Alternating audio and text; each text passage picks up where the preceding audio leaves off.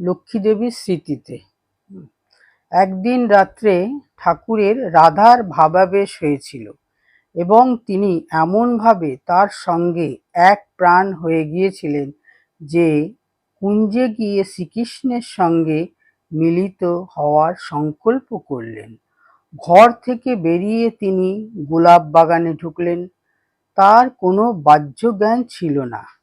একটু পরেই তিনি গোলাপ গাছের ঝোপে জড়িয়ে গেলেন এবং গোলাপ কাঁটায় তার সারা শরীর ছড়ে গেল আর তিনি সেখানে দাঁড়িয়ে রইলেন। রাতের পাহারাওয়ালা তাকে দেখতে পেয়ে আমাদের ডেকে দিল। তখনই আমি মন্দিরের খাজাঞ্চির কাছে গিয়ে তাকে সেখানে নিয়ে এলুম। চেঁচামেচিতে ঘুম ভেঙে যাওয়ায় আরও অনেকে এসে জড়ো হলো। সীমা সেখানে এলেন এবং ফুঁপিয়ে কেঁদে উঠলেন। এই প্রথম তাকে প্রকাশ্যভাবে দেখা গেল। ঠাকুরকে যখন তার ঘরে নিয়ে যাওয়া হলো, তিনি বললেন, আমি কুঞ্জে যাচ্ছি, তোমরা আমাকে জ্বালাতন করছো কেন? আমাকে যেতে দাও। এরপর সীমা ও আমি ঠাকুরের ঘরে শুতে গেলুম। দুদিন পরে তিনি আমাদের বললেন, তোমরা এভাবে কষ্ট পাচ্ছ কেন? এখন এত গরম, তোমরা বরং নহবতে গিয়ে ঘুমো। আমরা তাই করলুম। একদিন আমাকে পাতে খেতে বললেন। মাছটুকু খেতে ইতস্তত করছি। বললেন, খেয়ে ফেল প্রসাদ। কথা না শুনলে আবার জন্ম হবে, একটা কালো মুষ্ক বরের হাতে পড়বি। তুই চাইবি না সে জোর করে তোর মন সংসারে টেনে রাখবে।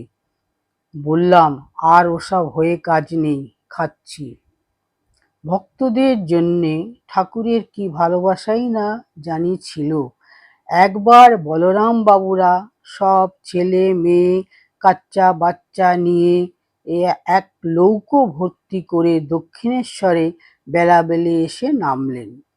তারপর ঠাকুরের সঙ্গে দেখাশুনো কথাবার্তা কয়ে বিকেলবেলা আবার সবাই মিলে নৌকোয় চাপলেন। ঠাকুর চাঁদনীর ঘাট পর্যন্ত নিজে এগিয়ে এসে তাদের সবাইকে হাসতে হাসতে আবার এসো গো সব, আবার এসো বলে তুলে দিলেন। তারপর নৌকো ছাড়ল। তিনি ঘাটের সিঁড়ির ওপর দাঁড়িয়ে তাদের দিকে ঠায় খানিকটা চেয়ে রইলেন। যখন কিছু দূরে গেছেন, এমন সময় চারিদিক ঘোর হয়ে হঠাৎ একটা দমকা হাওয়া ঝড়ের মতো উঠল।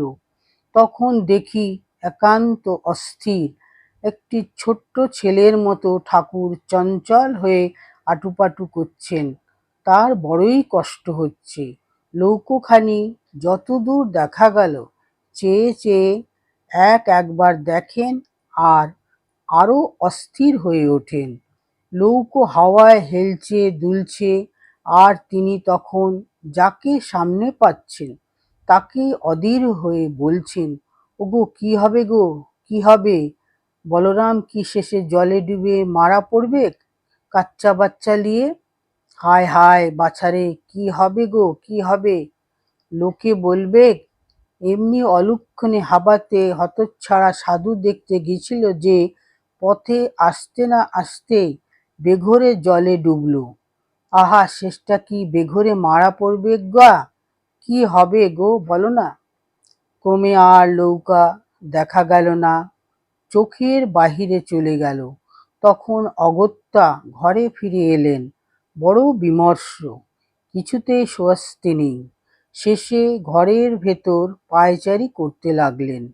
বললেন, মা কি মুখ রাখবেন না, কথা শুনবেন না? হায় গো হায়, কি হবে? তাকে অত ব্যস্ত সমস্ত দেখে শেষে ওই ঝড়ের ভেতরেই যোগিনস্বামী তখনই বাগবাজারে খবর আনতে ছুটলেন। তাকে কিছু বললেন না। আলমবাজার থেকে শেয়ারের একখানি ঘোড়ার গাড়িও পেয়েছিলেন। তিনি রাত্রে কয়েক ঘণ্টা পর তাদের নিরাপদে পৌঁছানোর খবরটি এনে ঠাকুরকে যেই বলছেন, ঠাকুর ভারী খুশি, সব শুনলেন। যোগীন স্বামী বলছেন, আপনার আশীর্বাদে তারা সবাই ভালোই ভালোই বাড়ি পৌঁছেছে। আমি নিজে দেখা করে খবর নিয়ে এলুম। আপনি বড় ভাবিত ছিলেন বলে। তারা বললে খানিকটা খুব দমকা হওয়ায় নৌকোখানা খুব হেলে দুলে ছিল, একপেশে হয়ে পড়েছিল, পরে সামলে গেল। সঠিক সংবাদ পেয়ে ঠাকুর পরম আশ্বস্ত হলেন। তারপর আস্তে আস্তে যোগীন স্বামীকে বলছেন, আরে আমার আশীর্বাদ কিরে, যা বললি তা বললি, আর এমন কথা সবাইয়ের সাক্ষাতে বলবি না, মনে মনে ওটা রাখবি। বলবি মা কালীর আশীর্বাদে, মা কালীর ইচ্ছে তারা সব ভালোই ভালোই পৌঁছে গেছে। শরীর যাবার পূর্বে কাশীপুরের বাগানে ঘরে বালিশে ঠেস দিয়ে বসে আছেন রোগশয্যা। দুপুরবেলা, সেই রাত্রেই শরীর যাবে, সব চুপচাপ। সকলে ভেবেছিল কথা বুঝি বন্ধ হয়ে গেছে। মা ও আমি যেতে ক্ষীণ স্বরে আস্তে আস্তে বললেন, এসেছো? দেখো আমি যেন কোথায় যাচ্ছি, জলের ভেতর দিয়ে, অনেক দূর। মা অমনি কাঁদতে লাগলেন। তিনি বললেন, তোমার ভাবনা কি? যেমন ছিলে তেমনি থাকবে, আর এরা অর্থাৎ নরেন্দ্রনাথ প্রমুখরা আমায় যেমন করেছে তোমায়ও তেমনি করবে। লক্ষ্মীটিকে দেখো, কাছে রেখো। আহা, তার সেই রূপটি মনে পড়ে। বসে আছেন সমাধিস্থ, আর দু নয়নে অবিরাম ধারা বইছে।